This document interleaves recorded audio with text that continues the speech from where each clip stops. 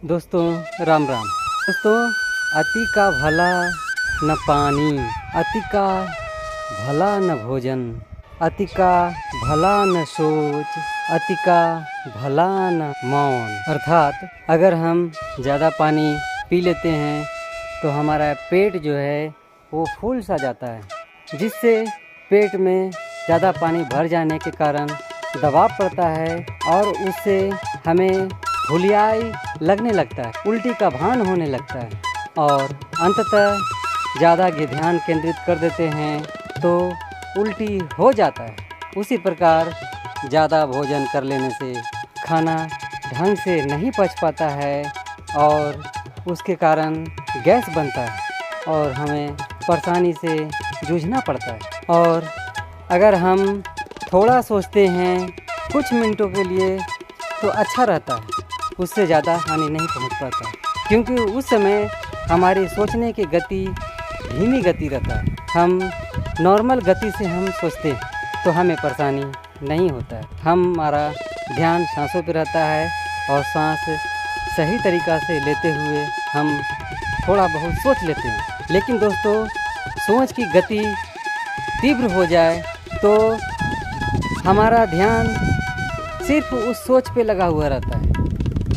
हम उससे बाहर निकलने की कोशिश भी करते हैं तो स्थिति ऐसा भयावह हो जाता है कि हम उससे वापस नहीं आ पाते और सोचते सोचते हमारा दिमाग घूमने लगता है, चक्कर सा आने लगता है और हम बेचैन होने लगते हैं। उसका मुख्य वजह है कि टोटल ध्यान हमारा सोच पे चला जाता है और श्वासों पर से ध्यान बहुत ज़्यादा हटने लगता है, जिसके कारण हमें अकबकाहट महसूस होता है और हम बेचैन हो जाते हैं। इसी कारण से उस समय हमारा बीपी हाई हो जाता है और उसके कारण हमें कई तरह की चुनौतियां का सामना करना पड़ सकता है, जैसे कि ब्रेन हैमरेज भी हो सकता है, पैरालिसिस भी हो सकता है और ये तो बड़े बीमारी हुआ, हार्ट अटैक भी हो सकता है और नहीं तो छोटे बीमारी के रूप में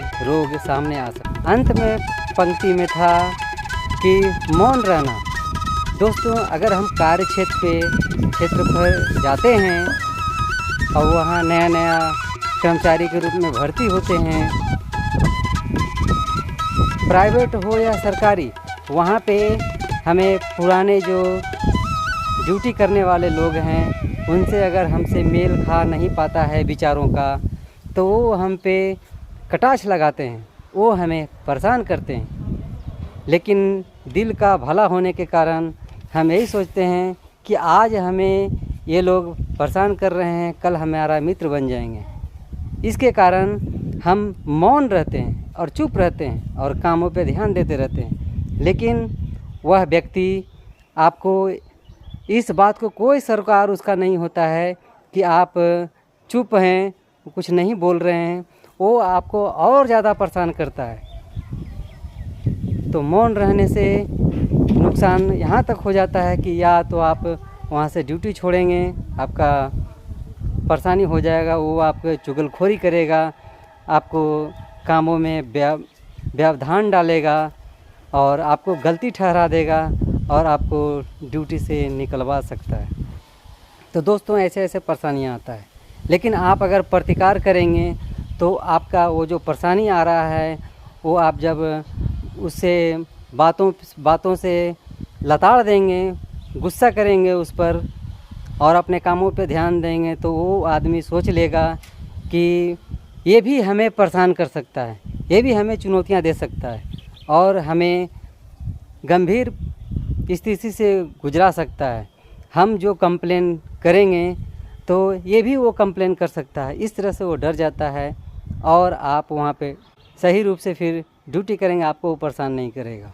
तो मौन रहने से ये भी बहुत बड़ी चुनौतियाँ होता है ज़िंदगी में।